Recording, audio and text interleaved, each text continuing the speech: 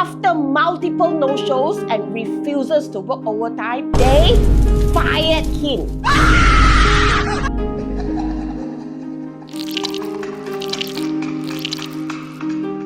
Imagine this. You are done for the day and about to head home to binge watch your favorite YouTube show when suddenly your phone rings. It's your boss. Hey, can you stay back for OT? We need to rush the project for the client urgently. Your heart races. Should you say yes and give up your evening?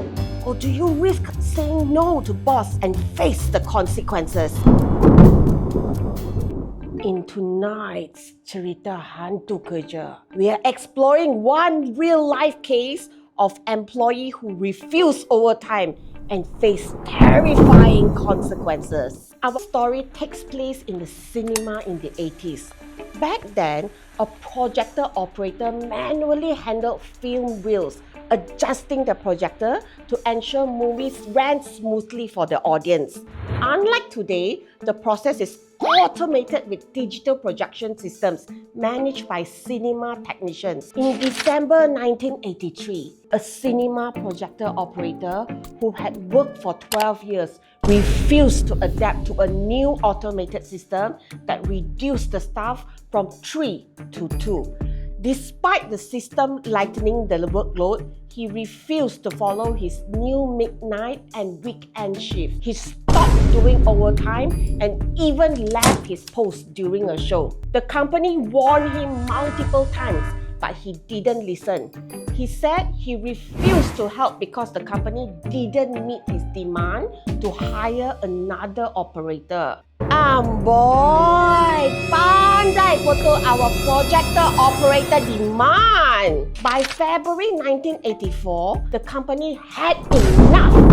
After multiple no-shows and refuses to work overtime, they fired him. He fought back, claiming the dismissal was unfair and that the new schedule was unreasonable. So, the big question is, was he within his legal and contractual rights to refuse? And if not, was his dismissal justified? The court's verdict? Guilty! Overtime, especially for midnight and extra shows, was a standard practice in the cinema industry.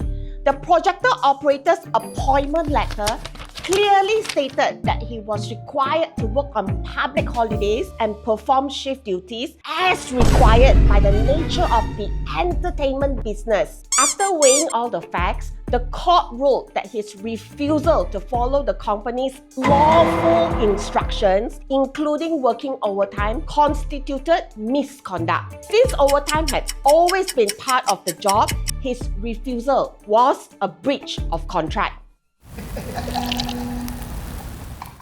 Number 1. Overtime isn't just an extra shift. In many industries like retail, public services, and entertainment, it's part of the job. Refusing to perform overtime without valid reasons could lead to serious consequences. Number 2. You can't say no without backing it up. If you are sick or have a genuine reason, make sure you've got the supporting documents to support your case.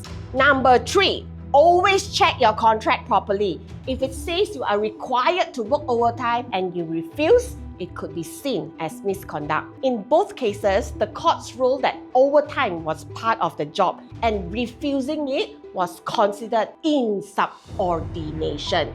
So, the next time you hear the word overtime, don't just think about the extra hours. Think about the consequences of saying no. You might be avoiding more than just a shift. You could be walking into trouble. That's all for tonight's Cerita Hantu Kerja. I hope you've learned a thing or two about overtime and why it can be the scariest part of your job. Join me next week if you are not afraid for another scary story. Okay, next! If you like this video, don't forget to like, share, and subscribe. Bye!